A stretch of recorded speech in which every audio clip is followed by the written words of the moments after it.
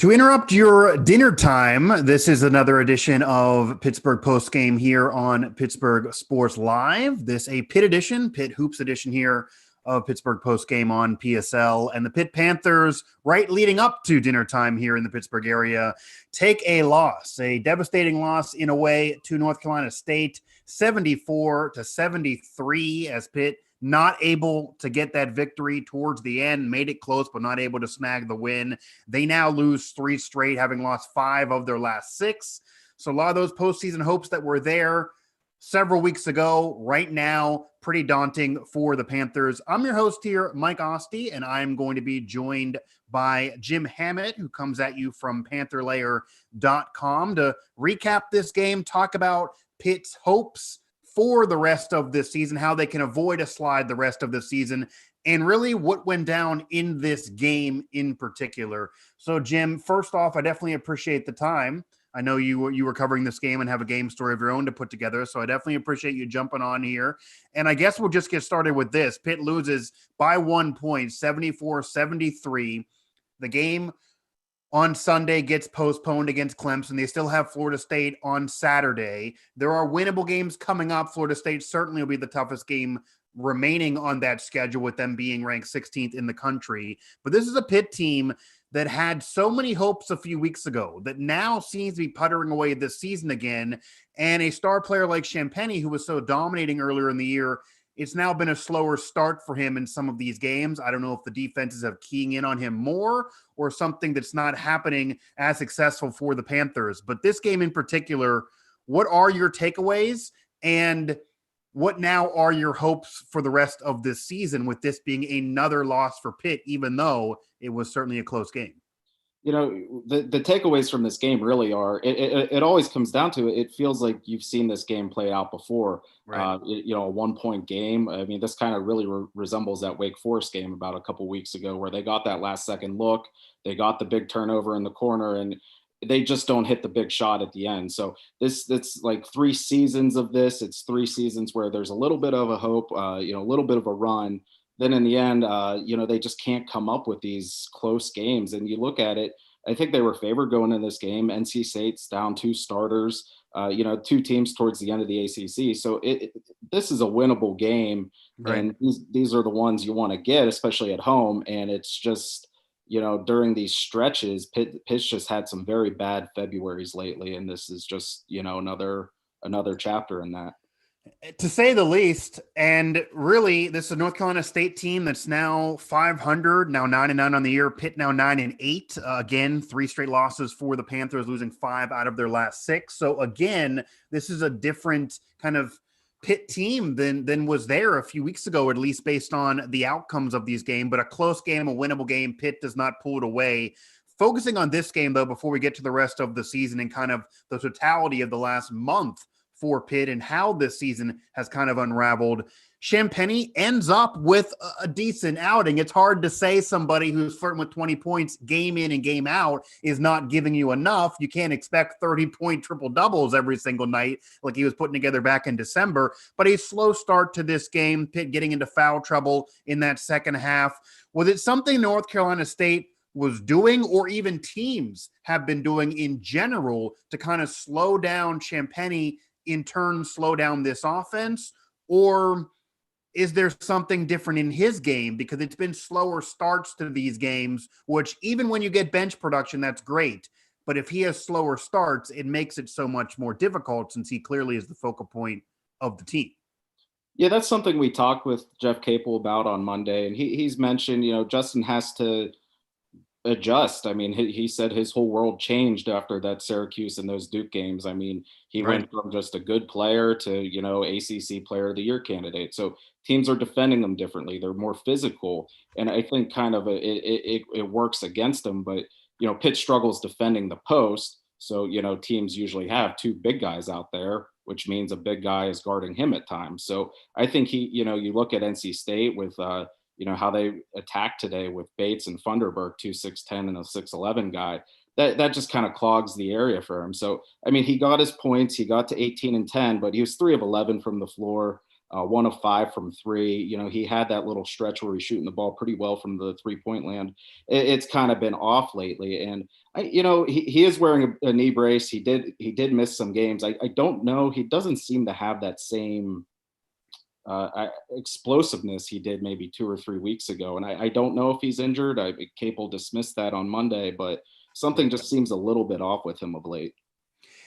Yeah, he ends up with 18, but 3 for 11 from the field is not nearly the efficiency that we saw from Champagnie prior to the turn of 2021. 2021 seemed to be a year with hope for many of us to have a better year than the prior year, and yet it's been certainly a worse part of the season for him individually, despite big statement wins being mixed in there. That game against Duke, how he played against Syracuse, and then since then, he's not been able to have as hot of starts. And even when you end up with almost 20, it certainly gives Pitt issues when he struggles early in games. Now, one thing that was a positive note that was there for Pitt in this game that hadn't been there as much in recent games, and even when he was on, was an issue earlier in the season when they would lose close games, that it needed to be more than just him. There needed to be that three-headed monster. There need to be more production. Johnson, Tony, etc. were part of more than Champagnie, and they were even getting some notoriety at different times in the year when they would produce. That didn't always happen. Tony ends up with a solid day, to say the least, going 6 for 11 from the field, 17 points. He actually was more efficient than Champagnie. Xavier Johnson putting up 14 points, only 5 for 6, but still 14 points off the bench. Horton even gives you 7 off the bench. So does the fact that Pitt got production from the quote-unquote co-stars and the others and the bench, even more so than in recent losses, make this even more of a devastating loss? Because literally you can't ask for much more from the bench and from those two, and Pitt still ends up taking the L here. I think a problem and kind of a common theme during this recent stretch of, I think they lost 6 or 7. It's Xavier Johnson staying on the floor. I mean, Right. he got to his 14 points, but he only played 19 minutes, and I don't think he would have played all that much more unless Femi Odekale gets hurt. It kind of seemed like Jeff Capel was sending him a message to start the second half. So, Xavier Johnson can be, a little out of control at times. He is what he is. But Right. he's very important to this team. And when he's on the floor, they're a better team for it. So, in a 1-point loss, when your starting point guard's only playing 19 minutes, it's not hard to figure out why you lost the game. Yeah, and Alan of Pittsburgh Sports Now on past postgame shows did bring that up, that the foul trouble for Xavier Johnson and kind of just the mental fortitude of some of these Pitt players to get off the floor when Pitt needs them on the floor certainly has compounded to lead to some of these losses.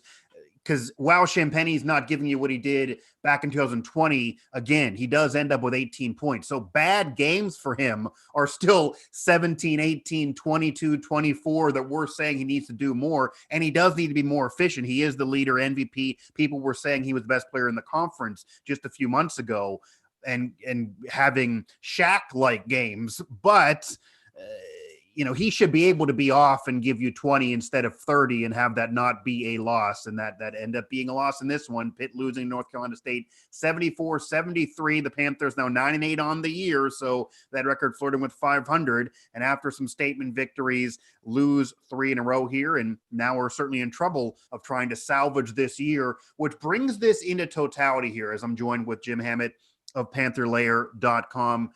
Jim, this is another year for Pitt that the season kind of gets puttered away. And obviously there's a lot of fanfare and it seems relatively positive around Jeff Capel between fans, media, even honestly opposing fan and media seem to agree that Jeff Capel is a quality coach and he wants to be there and he is the right man for Pitt. And it's very, very rare, as you know, for fans, media, with Pitt and even for the opponents to be agreeing on one topic. And that seems to be the case. However, what rope does he have? And this is in general, and then even your opinion with Pitt when there's more expectations for this year, this hot start that they had, some statement wins, clearly showing that Champagnie is a quality player and he's built him up to be a leader of this team. This is now more of his players in there than dealing with past recruits. And it's now another season that the end of the year is seemingly going to ruin all the work that was done this year. How much rope does he have? Can he keep doing this, or is that seat getting a little hotter, at least in terms of positivity around him?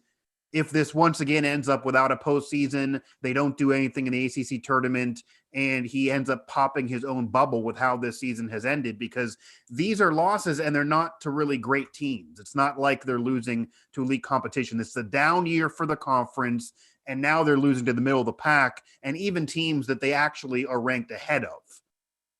Yeah, it's tough, and I have trouble kind of really deciding what I want to make of this season with the pandemic. Okay. It's hard. That's fair. Since Christmas, Pitt's had at least 3 stretches where they've gone at least a week without a game. It's hard to build up rhythm. Even on the broadcast today, they were showing this team only will play 17 games. This team will only play 15 games. So the ACC tournament's going to look weird. I mean, it's just one of those years. So right. I get everyone was excited about Justin Champagnie. I get, he did some really great things. Pitt had some really good wins in January. But at the end of the day, this season's very weird. But this is mirroring the past 2 seasons where, Pitt gets off to a hot start. They win a couple big games. Everyone gets excited again. Then it comes, crashing down in a big way. So it is a troubling trend.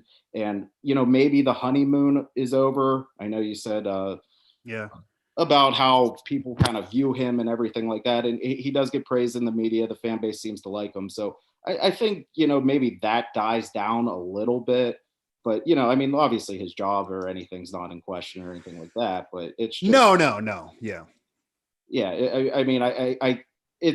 I can see why people are frustrated whenever you beat Duke on national TV and everyone in the world's talking about Pitt basketball for the first time in, I don't know, 6-7 years. I think everyone was really excited to follow it up how they have is definitely a disappointment for Pitt fans for sure.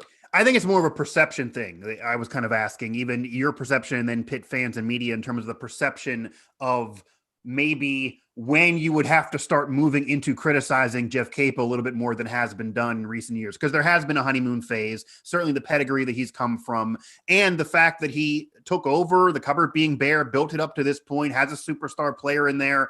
I don't think anyone can reasonably say he needs fired tomorrow, or that would even be a question. But I'd imagine that if a similar season occurs next year with now a more mature team, and then the last 2 weeks of the season, they only win 1 out of their last 9 or something like that against mostly non-ranked teams, whether there's a pandemic still moving or not, eventually there would have to, at least I would imagine, be a private meeting between him and Heather Lyke that essentially eventually comments would be said that we just can't have this continue. Granted, he certainly would be a coach with cachet and would probably get a job elsewhere. So just perception-wise, it is interesting if that would ever turn on Capel, because this seemed to be a year that was not going to happen in.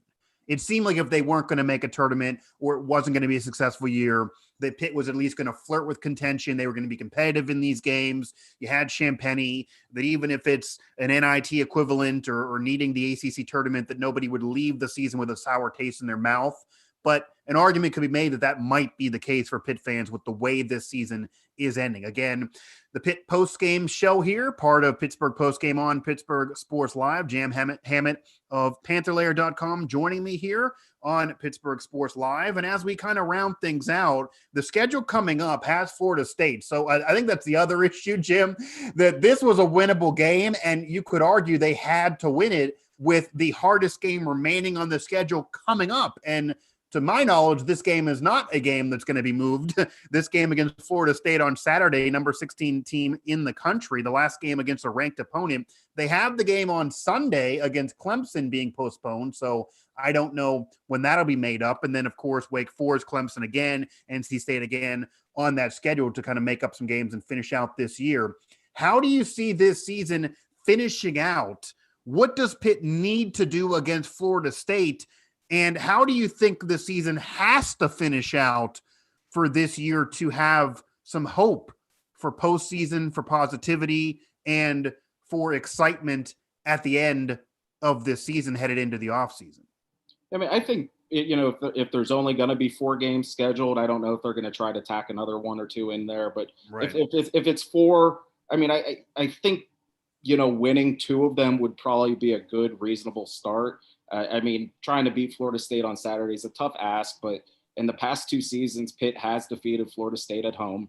They've pulled that upset at the Peterson Event Center, so there is some sort of whatever reason Pitt matches up well against them. But Right. so I mean, I'm not expecting them to beat Florida State on Saturday. Florida State looked really good on Monday night against Virginia. I think they really took it to the Cavaliers. So that's a team that's looking like an Elite Eight type team, and it's going to be a tough ask. But you have NC State again. They're 1 point away from them. Clemson struggled this year to score. I mean, that's another winnable game. So, I mean, you can win some games, and, if you win 1 or 2 down in the ACC tournament, I think that might help perception a little bit. But, yeah, I mean, this is just another year where it's just kind of all gone to hell in February for this program. And it's hard to pinpoint why, because they're in a lot of these games. It's a possession here, it's a possession there. It's not picking up a technical foul here. It's one of those things, and it just seems every time they turn the corner, there's just a mistake happens, and they're 1 point away from ending a losing streak. I think the issue also goes to after the statement win against Duke, this team has really not been the same. It's very, very odd because that obviously was a big win for the program. Even if Duke having a down year and not looking like a tournament team, that still means a lot for Capel. He was borderline in tears after the victory, talking about a Coach K. And it was a big moment for Pitt to get that win.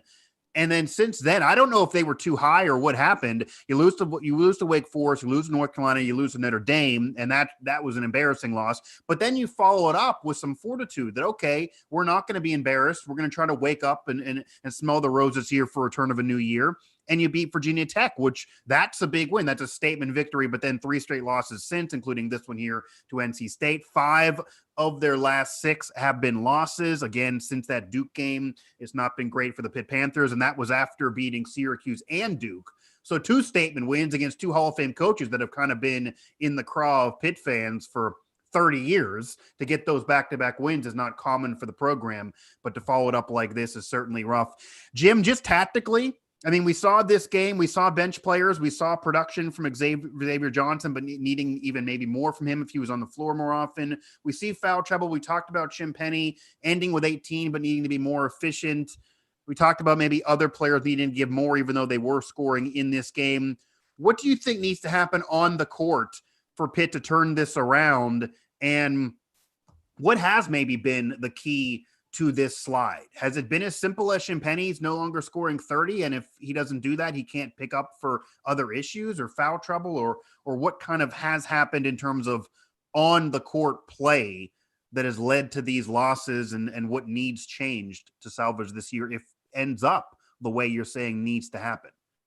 Yeah, I think one thing teams started to figure out about Pitt, and it's kind of been there all along, is they don't really defend the post well. If you have a good post player and you can pound the ball inside, Pitt's really struggle. And I think North Carolina was a team that really did a good job of that. And Right. that kind of set the blueprint in half. But, tonight, this was probably one of the better games I've seen Terrell Brown play in a long time. And he actually gave them a lot of good minutes. But I think moving forward, and he has been good, I'll give him that. But tonight, Ithiel Horton only 7 points. His past 5 games, he was averaging 13.5. They need him to, make more than 1 3-pointer in a game going forward. They need Right. Xavier Johnson to play more than 19 minutes. Champagnie and Tony, they kind of they'll find a way to get to those, 15 to 18 points, it seems, but they need that backcourt to play well, and a big part of that is just staying on the floor, not committing technicals, and just being smarter about it. Yeah, being smarter to say the very, very least. Do they need more from Champagnie and Tony, though? Champagnie ends up with 18. Tony ends up with 17. Tony 6 for 11. Champagnie only 3 for 11. We talked about the slow start, and that's been an issue in recent games and him picking it up late. But is it fair to say they need more from those two, even though it looks unreasonable with their final point totals sometimes? But they are the leaders of the team. Champagnie has been called one of the better players in the conference. Does that success come with the responsibility that if other players who are not as talented as you are going to be in foul trouble or not play well, that maybe you have to pick it up and give another dominating performance to save a season? Well, I mean, you look at the last minute of the game with 40 seconds coming out of a timeout. Pitt drew up a play for Justin Champagnie. he lost the ball. With 9 seconds, they drew up a play for Audius Toney. He's driving down the lane. He doesn't get off a good shot. I mean, they expect a lot out of those guys, and they were both given chances to give Pitt the lead late with them, under a minute left, and they weren't able to do it. So, Right. yeah, I mean, are they being asked to do a lot already? Of course they are. But at the same time, those are two opportunities right there with the game on the line. You put the ball in your two best players' hands, and neither one of them came up with the big shot today.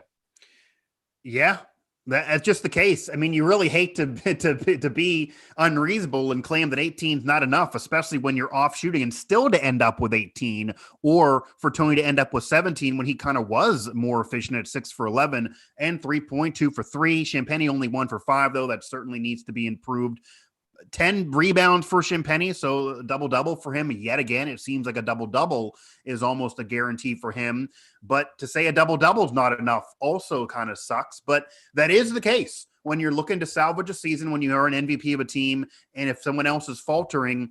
When you think about it, fans, media, they're not going to bring up as much Brown and Horton 7 and 6. Yes, you want more from them, but Champagnie's going to be the player remembered from this year. So if you want to be remembered positively as a team, he's maybe going to need to give more. Jim, I definitely appreciate the time for sure. I definitely enjoyed it. Definitely appreciate the time and the insight. We'll hope to have you on again sometime soon if that can work out schedule-wise. And, with the season closing off, or certainly in the tournament, any final thoughts on either this game or Pitt moving forward, or any coverage even that you want to promote that you have coming?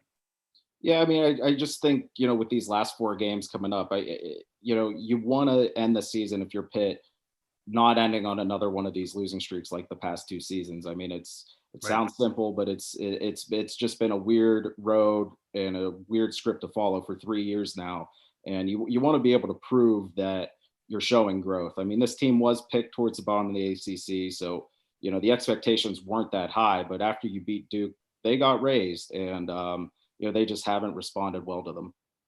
No, they have not. And maybe it's an indictment of Duke being in a down year and this not being a Duke team of old. Maybe the statement win isn't as great as it was advertised at that point.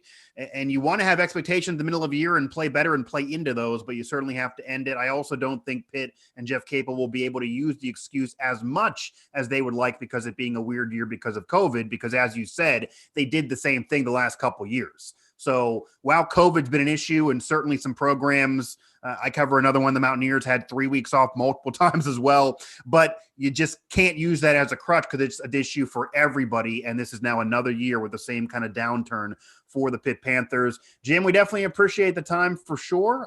Again, Jim Hammett over there at pantherlayer.com. So Jim, I'll see you over there on Twitter. Hope to talk to you again on some broadcast. And I enjoyed the time, man. Yeah, always. Thank you, man. No problem. Again, Jim, as I try to get him off there, had some technical difficulties there at the end, so it wasn't perfect for me here, despite a crisp broadcast to that point. Something has to go awry here as well here on the postgame show, but Jim Hammett of PantherLayer.com joining me to recap Pitt's loss. A 1-point loss, devastating loss, definitely devastating way to lose, especially leading into that difficult game against Florida State, and really needing these wins to sack to end this season on a positive note. North Carolina State winning 74-73 over the Pitt Panthers. Pitt now 9-8. So another loss, they're at 500. And again, after that statement win against Duke, which maybe again proves it was an indictment of that win, because while it's a big deal for the program and fans to see a big win against Duke, this has been a Duke team that's down, that has a one and done already leaving the program, not looking like a tournament. This is not a year that you're used to for the Duke Blue Devils, not even a similar year that you used to for North Carolina, despite able to maybe have a chance to what Pitt thought against that team before North Carolina kind of ran them out of the gym because of their talent. So Pitt getting statement wins, Syracuse, North Carolina, Duke, losing North Carolina, losing Notre Dame even. Okay, you take those losses, but then you stack losses to North Carolina State, to Wake Forest. Those are going to be problems when you're trying to salvage a year. So as Jim put it, you don't want to see Pitt lose 8 of 10. It's right now been 5 of 6 to end a year and once again fail to get in a tournament or fail to have a postseason, relying on an ACC tournament and then putter out there right away as well. Once again, you have COVID as an excuse. It's been difficult. The schedule's not been nice in terms of time off. And when you're off because of COVID, you can't practice if it's your issue. You can if it's an opponent, but you're still losing the continuity and you're shaking the rust off. So I get it. He gets it. Pitt fans and media get it. But that excuse isn't going to really work when other teams are dealing with it. Your opponents are dealing with it as well. And you've had this same situation now for several years. Jeff Capel, again, certainly seems like the right guy there. Certainly comes from a great pedigree. Feels he wants to be at Pitt and be in Pittsburgh, which is big as well with the turnover of another program within Pitt athletics. So, or in the past at least. And after what Pitt dealt with, certainly with his predecessor, you want a guy that wants to be there that you feel can build up the program, but it can't be the same result. It cannot be Novocaine. It cannot be wash, rinse, and repeat. Pitt starts out well. They get some statement wins. They have some bad losses, and they lose 8 out of 10 to end the year and miss the postseason again. That can't be the same thing year in and year out. Eventually, that will be a problem. Eventually, the honeymoon for Jeff Capel will be popped as well as their bubble each individual season between fans and media, eventually criticizing Jeff Capel. It's not happened yet. I asked Jim when he's going to flirt with it yet. Didn't it seem like he wanted to do it yet? But eventually it's going to happen. Eventually it's going to happen. He now can try to save it still. Maybe a big win against Florida State will help things. We'll see. That game against Clemson rescheduled, being postponed right now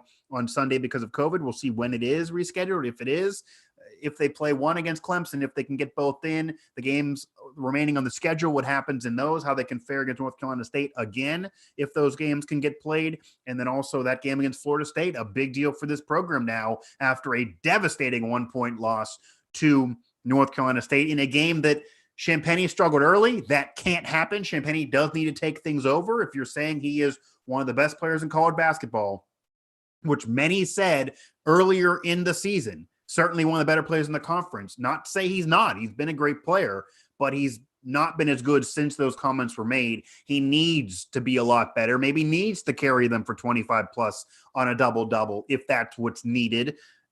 Tony Horton, I don't get Xavier Johnson. Yes, you'd rather have Xavier Johnson on the floor more. That would lead to more production. They need that from him.